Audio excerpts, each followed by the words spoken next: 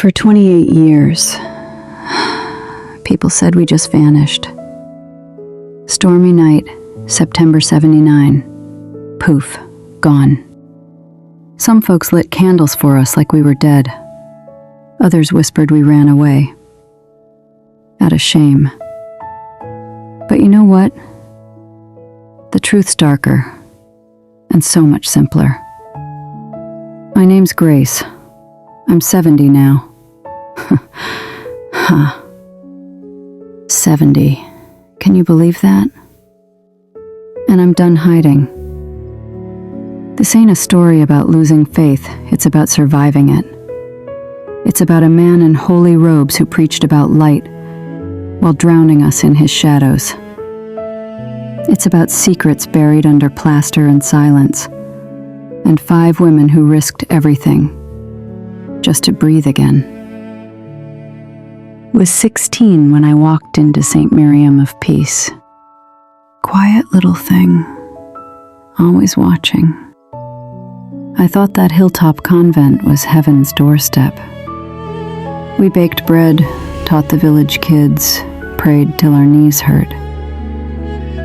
The bells ruled our lives, morning, noon, and night. You didn't need a clock, just ears and obedience. Mother Aurelia, she was tough, but she had a heart. When she laughed, the whole hallway warmed up. When she frowned, even the wind held its breath. Then Father Matthias showed up. Oh, everyone loved him at first. Tall, confident, that easy smile. The kind of man people trusted just because he looked like he should be trusted. And then things changed. A touch that lasted too long. A question that made your stomach twist. Eyes that didn't see you. They searched you. I still remember Sister Seraphine, only 19, walking the long way round the courtyard just to avoid passing him. We all did that little shuffle of fear. We talked softer, moved slower, as if making too much noise might wake the monster in the chapel. When Mother Aurelia died of pneumonia, the whole place just sagged. He took her keys. Her keys. Like the house now belonged to him. And it kinda did. You ever see someone's mask slip, just a little? That smile cracks, and for a second you see what's behind it? That's what happened. Not all at once, but enough to make your prayers taste like metal. I started writing things down. Every word, every look. I told myself it was proof that I wasn't crazy. And then came that night. Thunder shaking the walls, rain smashing the windows, and that feeling that this was it. We looked at each other, and without saying a word, we knew. No one was coming to save us. So we'd have to save ourselves. We didn't care if the wall was glass-topped, didn't care about the storm. All we cared about was out. So we ran. And as lightning split the sky, we climbed, we fell, we bled. But we lived. We chose to live. You hear me? We chose to live. Tell me, what could make 5 women of God believe that climbing a glass-topped wall in a thunderstorm was safer than staying inside their own chapel? St. Miriam sat on the hill like an old photograph that never quite faded. Stone walls, narrow windows, that garden smell of rain and rosemary. I can still smell it if I close my eyes. I handled the soil in the soup pots, my 2 sanctuaries. Sister Marta kept the ovens singing. She used to hum louder than the bells sometimes. Eleanor. Oh, that woman could read till her fingers turned black with ink. Joy. Her name fit her too well. She taught the little ones with a laugh so bright even the birds stopped mid-song. And Seraphine, sweet, gentle Seraphine, worked right beside me among the beans and beets, humming shy little hymns only the soil could hear. We trusted Haven Ridge, and Haven Ridge trusted us. Our world was small, safe, predictable. Until he came, Father Matthias. With his charming smile and fancy gifts, a statue for the chapel, heirloom seeds for our garden, a leather book for Eleanor. He made it look like generosity, but even generosity can have claws. My first confession with him. It started innocent. Then the questions got strange. Personal. Curiosity that turned into something else. Questions that made your skin feel wrong. No priest should ever talk like that. No one should. After that, he kept finding reasons to visit. Spiritual check-ins, he called them. Research, remedies, advice. Always something, and somehow always alone. He knew how to move the pieces, how to make privacy look holy. A hand that lingered, a voice that softened too much, a closeness that wasn't prayer anymore. One afternoon, I went looking for a book, turned the corner of the library stacks, and saw it. His hand around Seraphine's wrist. Her face pale, frozen, like she'd forgotten how to breathe. I swear my heart stopped. That night I didn't sleep. I just stared at the ceiling, praying the storm would come and take the roof before morning. The next day I told Eleanor. She didn't speak at first, just stared at the wall, eyes reading something only she could see. Then finally, quiet as rain, "Truth needs proof," she said, steady, brave. So we began. Dates, times, words, every visit, every whisper, every wrong look. We wrote it all down. I tried to warn Mother Aurelia, but she was so weak. Years of devotion had worn her soft. My words landed heavy, like sin. "Pray for purity of thought," she said. Not cruel, just tired. Meanwhile, Joy's laughter faded. She barely touched her food. And Seraphine, poor thing, she'd tremble at the sound of his shoes down the hall. So I started rearranging chores, making sure none of us were ever left alone. I thought I was clever, thought I could outsmart him. But he noticed. And that Sunday, his sermon was all about obedience. How disobedience was the devil's whisper. His eyes found mine across the chapel. And, I swear, I felt the walls close in. When the shepherd turns into the wolf and the gates locked from the inside, who do you run to? After morning prayers, he'd start giving out orders like a general. Seraphine, the sacristy. Sister Grace, the library. Every command placed us just where he wanted us. He didn't just crave control. He fed on it. One night I found Seraphine in the pantry, her habit twisted, eyes wide and empty. A bruise on her neck, red and raw, shaped like possession. She looked at me, trembling so bad the jars on the shelf rattled. "He says he's my spiritual penance," she whispered. My heart just... ugh. Rage isn't wild, it's cold, clean fire. And right then, it burned through every ounce of fear I'd been holding. I went straight to Eleanor. She didn't flinch, just set her book down and said, "Then we move from whispers to record." So we did. We logged everything, every visit, every door he came through, every word he twisted. Purity, obedience, special guidance. He loved those words, used them like keys. I tried again with Mother Aurelia, but she was fading fast. Breath shallow, eyes darting.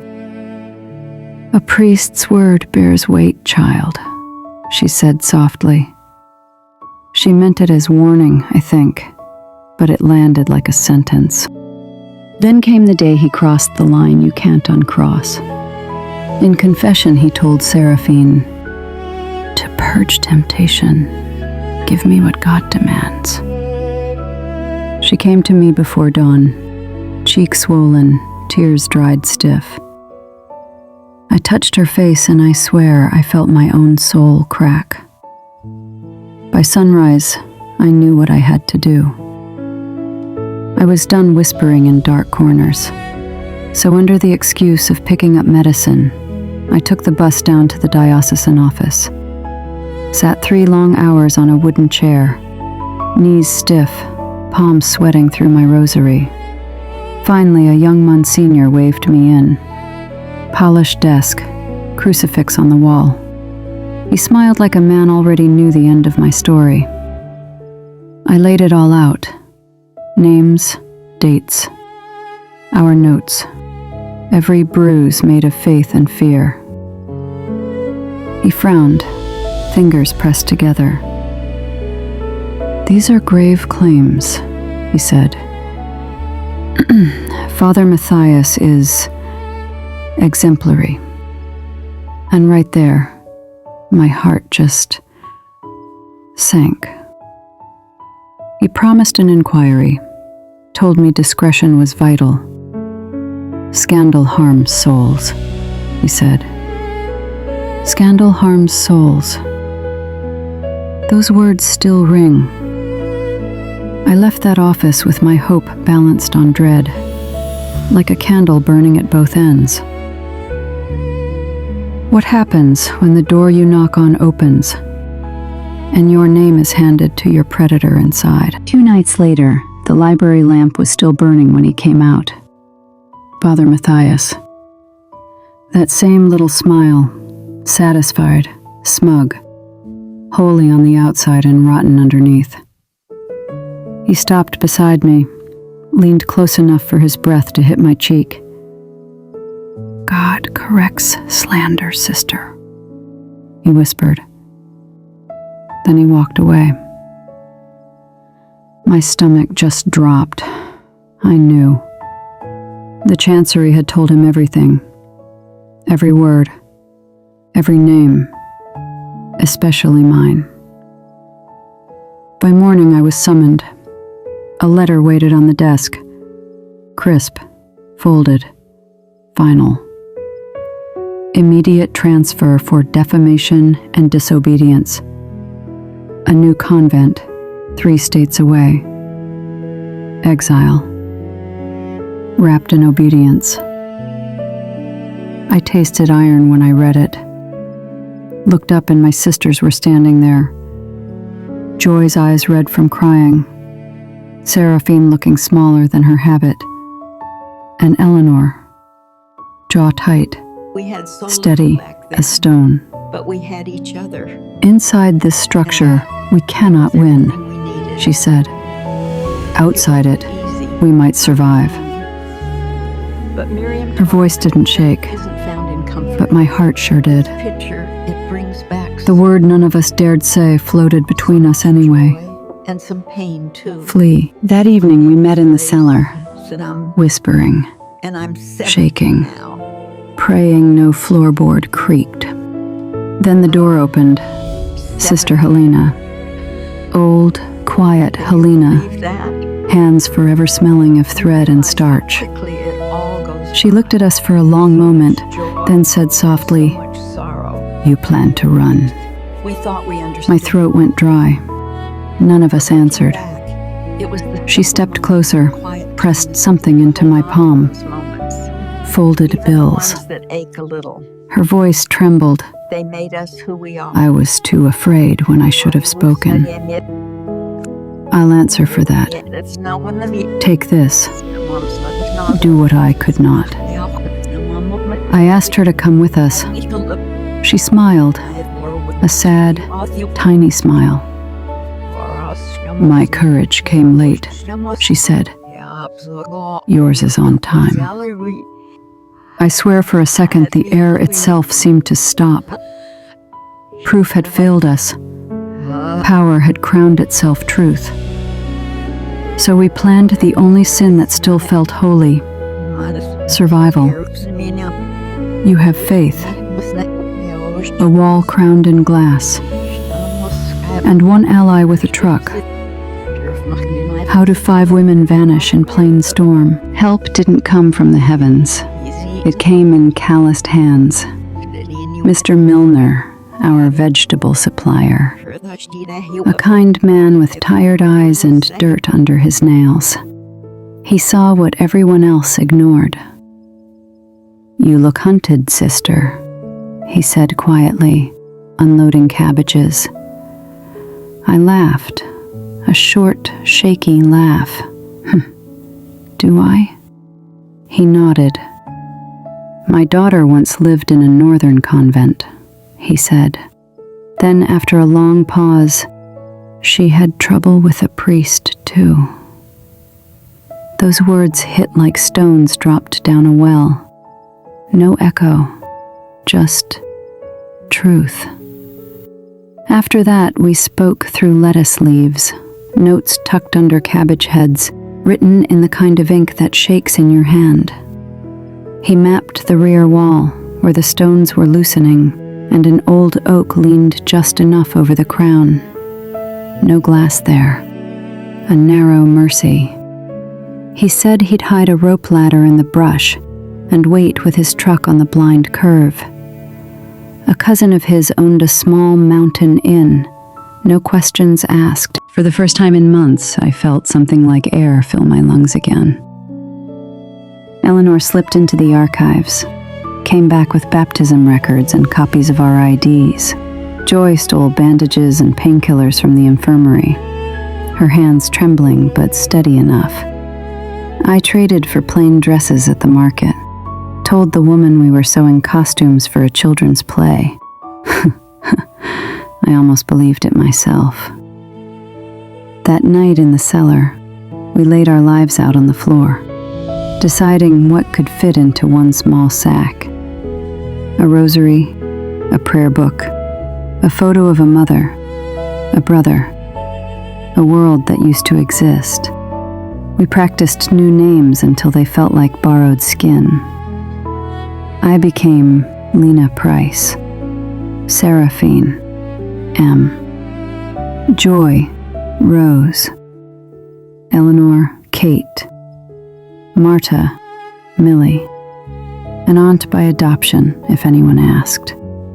On the storm calendar pinned to the wall, Mr. Milner's note waited, ink faint, smudged at the corners. Midnight. Rain will cover noise. When the time came, we folded our habits neatly, tucked them like sleeping children, and before we turned away, each of us pressed a hand to the chapel pews, cool wood beneath our fingertips, as if the walls could still bless what they never protected. That was our goodbye. It's midnight. The bell tolls 12. Do we climb or die by inches where we stand? The rain came hard enough to wipe the world clean. Footprints vanished the moment they were made. We slipped out through the pantry door, skirts soaked in 3 steps, hearts pounding loud enough to wake the saints. The rope ladder scratched against the stone. I went first, palms slicing open on grit, dress plastered tight to my legs. Cold air, wet hair, thunder in my throat. Joy came next, psalms under her breath, the words tripping over fear. Then M, tears mixing with rain, crying without sound. Kate hauled Millie behind her, muscles straining, jaw locked with pure will. For one breath, just one, we were 5 shadows caught in lightning. Then we were over. We hit the ground in a mess of mud and breath and disbelief. Alive. We were alive. We ran through the orchard, trees bending and breaking in the storm, our feet slapping puddles, our habits gone, our lungs on fire. Up ahead, headlights off, Mr. Milner's old truck waited. 3 of us crammed inside, 2 under the tarp and back. He didn't say a word, just gripped the wheel and drove. The convent disappeared in the rear view like it was sinking into the rain. The road ahead looked endless, and for the first time, that felt like mercy. He took us to a barn, smelled of hay, oil, and safety. Left blankets, a lantern, a tin of peaches, and a promise. I'll be back at noon. We ate bread with shaking hands, laughed once or twice out of pure exhaustion. The kind of laugh that almost hurts. Then we prayed, not with words, just with breath. Dawn came soft and unreal. The light slipped through the cracks in the wood like forgiveness. It tasted like coffee and air we didn't know we'd been holding in. By the next sunset, Milner's cousin arrived in a delivery lorry. We climbed inside, crouched among furniture and crates, our old names folded between them like ghosts we'd packed away. The road turned dark and quiet, and somewhere past the county line, I let myself imagine sunlight that didn't burn. A morning where I could breathe without fear. A life I might finally call mine. New names keep you safe until the mirror forgets your face. What does starting over really cost? The Mountain Inn took us in for 3 months. 3 months of air that didn't echo. 3 months of quiet that felt strange and healing at the same time. We learned the world all over again. How to buy bread in a store. How to use a payphone without whispering. How to laugh at the TV when it wasn't listening back. Papers showed up. Not perfect, but enough to make us legal somewhere. Work waited in Cleveland. A small garment factory where no one asked questions, because questions cost too much. We rented a modest house. Radiators that clanked like an off-key choir. Nights smelled of detergent and tea. Days were a rhythm we could live with. Stitch, breathe, pass. Stitch, breathe, pass. Time slipped quiet. Kate worked her way up to supervisor. Joy kept everyone smiling in the break room. Em learned how to sleep through most nights. Most. And Millie, dear Millie. Her body had given too much to service and silence. One morning she just didn't wake right. A stroke. Soft, sudden. We buried her under the name Amelia Price, a new name for a life she earned the hard way. It was kindness, but God, it hurt. Years turned like pages. When the factory split, Charlotte called. Bigger city, easier to disappear. We packed what little we had, and our ghosts, and moved south. Small apartments, neighbors who smiled but never pried. And Sunday mornings, we'd sit in the very back pews of churches that didn't know our names, didn't call us sister, didn't ask for confessions, didn't know the sins we survived. Then one day I opened the paper, and there he was, Monsignor Matthias, smiling, honored for 30 years of faithful service. My hands shook. The paper slid from my fingers into the sink, and I folded right there, stretching till there was nothing left to give. He had titles now, awards, ribbons, and we'd learned to buy tomatoes without panicking at the sound of footsteps behind us. The rage came quiet, like a hum behind the walls, a note that never faded. Maybe it never will. When the man who hunted you is crowned a saint, do you keep swallowing it? Or do you spit the story back? Illness did what the church never could. It slowed the powerful. And it came for us, too. Kate was the first. That winter, she coughed till her ribs ached. Called it stubbornness. Just old age catching up. But the diagnosis said otherwise. In the hospital's bleach light, she handed me a small notebook. Edges worn, pages yellowed with time. Her handwriting marched across every line. Dates, rooms, phrases, names I didn't recognize. Names of other women who'd whispered and vanished.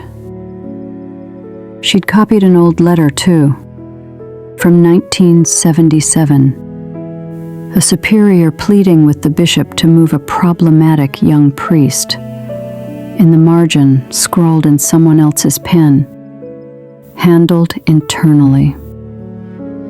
Even on paper, it looked like a bruise. When it's safe, Grace, Kate whispered. Use it. 2 weeks later, I was talking to her stone instead. Joy went next. Her heart just gave out. Too many years spent holding everyone else together. Em married a kind man from the factory, had 2 children with eyes like forgiveness. She told me she needed the past to stay buried, for their sake, and I understood. I respected that silence like a sacrament. I moved again, small town, smaller house, ran a little shop, and filled my days with the kind of quiet that doesn't echo back. Then one afternoon, I read something that stopped me cold. An article, small headline, local paper. A new assistant at Haven Ridge Parish. Father Jonah, once a teacher, known for pushing sunlight into dark rooms. He mentioned a nun in his interview, a woman whose quiet courage marked me, lost young. That word, lost. It rang like a bell, too familiar to ignore. I closed the paper, my heart pounding like it used to on storm nights. Kate's notebook waited on the shelf. All that proof, all those ghosts, patient as ever. So I packed it, tucked a lifetime of trembling into one plain satchel. and reached for the door. Because maybe it's time the truth walked back through it. If you go back to the place that almost unmade you, will it finish the job or finally set you free? His office smelled like old books and candle wax, that mix of dust and faith. I stood in the doorway, heart steady because it had to be. "My name is Grace," I said. "Once Sister Grace of St. Miriam. I did not drown. We fled." For a second, Father Jonah just blinked. Then I saw it, the shift in his face. Confusion first, then recognition, and finally, grief. "Everyone says you perished," he whispered.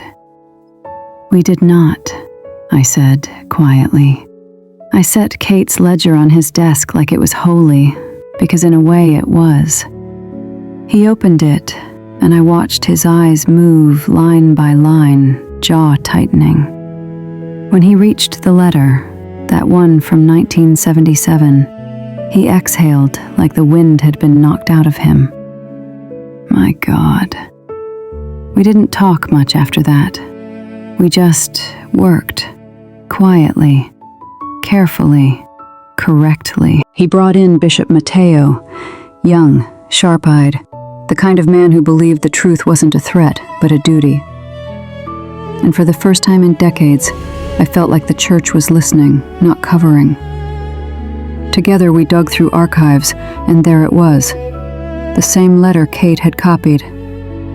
The plea from a superior, begging the bishop to move a problematic young priest. And beside it, that same coward's note in the margin, handled internally. We wrote statements, had them notarized, double-sealed, prepared for the storm that always follows truth. Then word spread. And he came, Monsignor Matthias, back from treatment, back to reclaim his throne. He stormed into Jonah's office without knocking until he saw who was sitting inside. The bishop and me. He didn't recognize me at first. Older, silver at the temples, a lifetime away from that frightened girl in the habit. But when I said his name, he froze. You could feel the air leave the room. He looked at me, really looked, and for once, had nothing to say. Bishop Matteo stood, eyes steady. "Truth is patient," he said, "and it has arrived." And in that moment, I swear, I felt every prayer we ever whispered in fear finally land. Will a town that prayed with him for decades choose truth or comfort? We told it in the parish hall, with microphones that squealed and folding chairs that never sit level. I didn't dramatize it. I didn't soften it. I just told it. I spoke of wrists gripped and vows weaponized, of a storm, a wall, and a truck that smelled like hay and freedom. Some people stared at the floor. Some wept. A retired teacher stood and said quietly, "I believe you." And then others followed, little puzzle pieces of truth. Rumors, glances, a niece who left the novitiate and never smiled the same again. There was anger, too, people who loved their idea of him more than the women standing in front of them. Newspapers came. His lawyers threatened. But paper plus witness plus courage outweighed bluster. Canon law moved like winter, slow, cold, but it moved. At the end, he was stripped of title and cloth, laicized. The garment that hid him, gone. The courts couldn't touch him, statutes too old, but his power was broken. He slipped out of Haven Ridge in the dark, like he'd come, quiet, cowardly, small. Years later, he died far from the hill. I felt no triumph, just a door closing softly behind me. We rebuilt St. Miriam's, not as a convent, as the St. Miriam Center, a place for counselors, for advocates, for women who need safety and soup in equal measure. M, once Seraphine, came back after her husband passed. A grandmother now, teaching young girls that silence is never safety.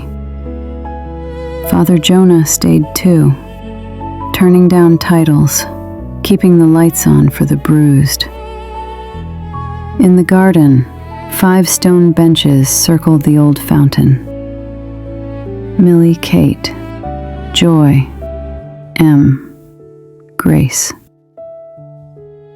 I sit there sometimes, close my eyes, hear laughter that isn't wind. And I understand now. Faith was never about bowing to power. It was always about standing with the powerless. If my voice reaches you tonight, let yours answer. At Voices of Ordinary People, we share true-to-life stories about love, family, heartbreak, and second chances, told with honesty and emotion. If you believe every life holds a story worth hearing, you're in the right place. Subscribe for more stories that make you feel, remember, and reflect. Because sometimes the most powerful stories are the ones that could have been yours. And if this story feels a little too close to home, if it's something you've lived but never could tell, you can share it with us. Your story matters. Let it be heard. Voices of Ordinary People. Ordinary people. Extraordinary stories.